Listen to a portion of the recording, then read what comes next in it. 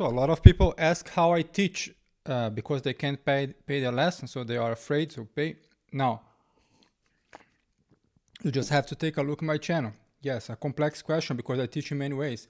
What I can say beyond this basic answer, to take a look in my real full lessons in my channel that are still not out, because actually the way that I truly teach is in dialogue with you. So I ask questions all the time. I make a stop, I play, I make a repeat. I ask when are you finally going to practice something. So it's a very pragmatic thing. It's not like on YouTube, but on YouTube you can have an idea how I expose some topics. Now, this is the first answer, so just take a look. Now, the second answer is I can tell how I don't teach. Let's take a look on a common thing that is almost done by default. So, when teaching harmonization, some things that I don't agree with. I'm going to go 4 here instead of this one. And I'm still not going to have parallels with my soprano, so I'm good. 6, and then finally here, just going to go 5, 5, 1. This mindset of bringing all the possibilities, this is interesting to do at some point. It depends when you do and for what, but I start to see that this is a kind of default. Okay, this is a kind of default.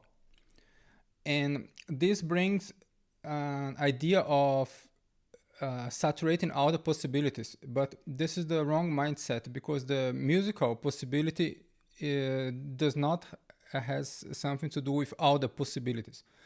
Only few possibilities that are musical, and what will determine that I go from this to this and to this and to this are some unspoken rules of style.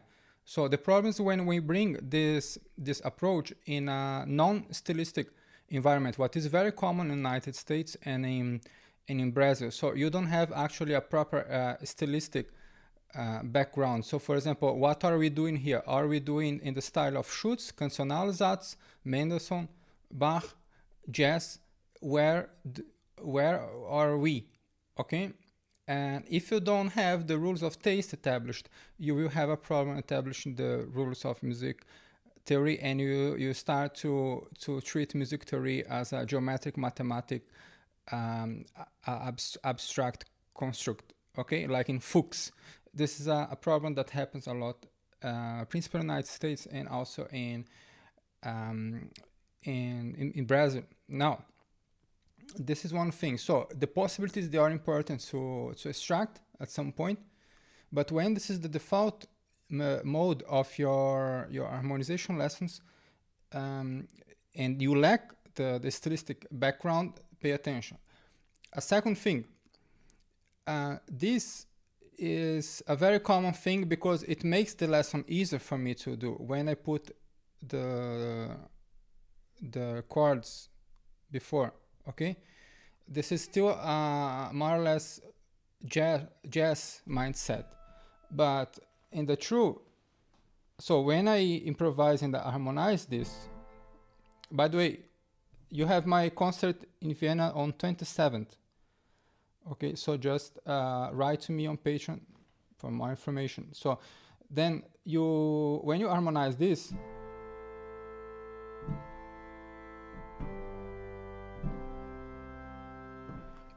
I might think in general terms, but the chord choice that I am doing is very determined by the actual sounds that I'm playing here. Okay, I have this, and now I have the voice leading. And then, because of this G here, I might have some different thought, like the G. So for example, oops.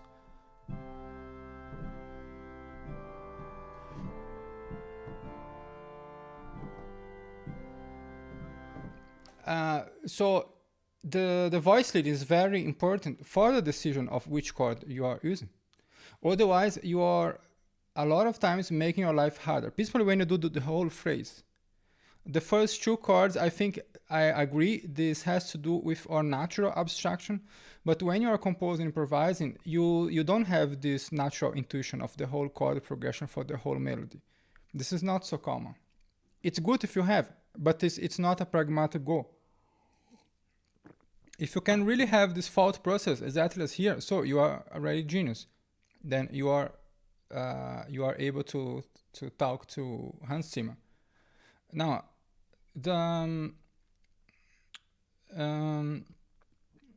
this approach I find a little bit problematic, and when I start to think about this, so this is why when I studied music theory at Mozarteum, I start to revise this approach. So actually, before in my preparation for the Mozarteum with an organist that learned with the Harnoncourt, so figured bass, etc. So the figured bass gave me this one mindset.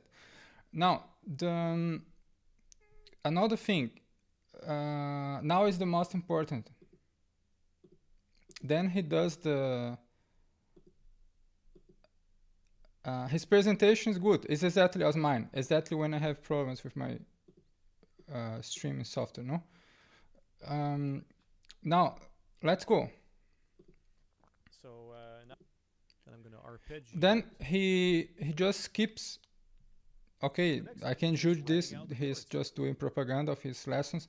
Then he shortened the video.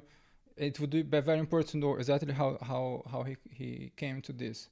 Now another thing, what I find really mind-blowing is that this video is one of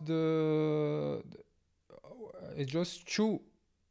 One of the only two videos now in the channel. The website is very famous. We have a lot of reviews, so it is even a popular educational source for composition. Then I wonder what the hell he still didn't notice this, the most crucial, obvious mistake in 4-part voice leading. So I just wonder what people are doing. So let's take a look. So playing. So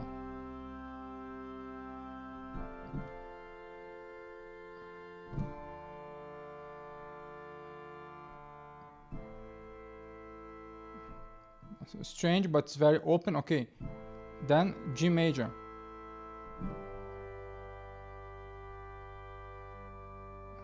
He will do this part. But come on, we have a very explicit parallel fifth. Let's see if he corrected this.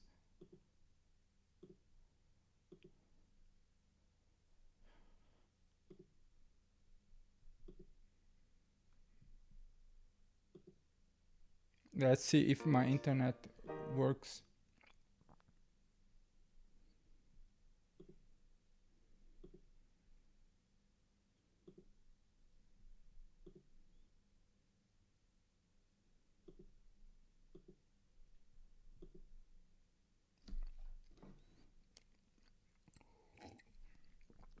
Well, it is low, but I don't believe he corrected this. See.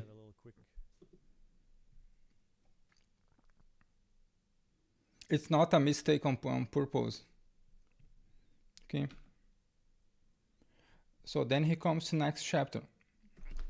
Very problematic. So popular, mega. There are only 2 videos on the channel. Let's assume this is the representation of his teaching. If he were still beginning, etc., so I see no problem. We do mistakes. But this mistake is there for 10 years. 10 years. Then it's complicated, my friend. Okay? And this is the situation in which we are. We don't have people who have the criteria to evaluate the musical education that is given to them via YouTube. And this is really a problem.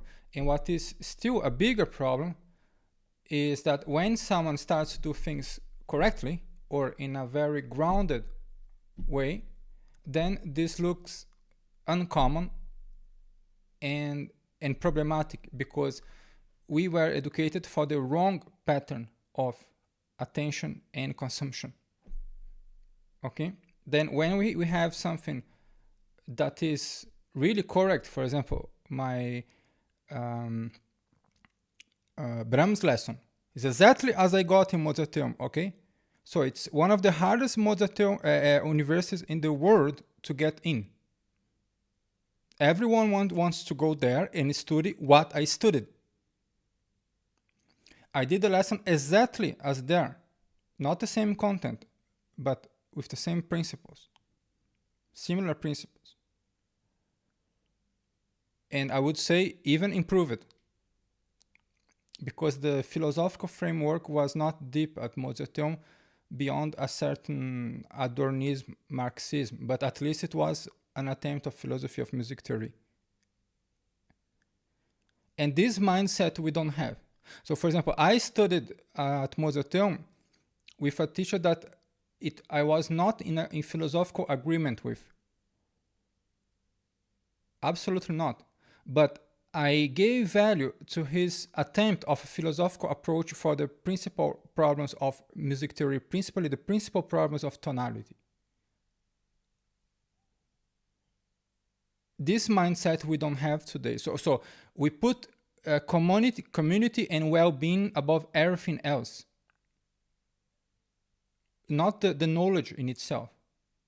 Okay? And for this reason, I won't even leave a comment correcting this mistake, or I won't even write a mail or even say on Discord, because I did already such things. And then when you bring truth to things today, you are in danger. Okay, so think about this.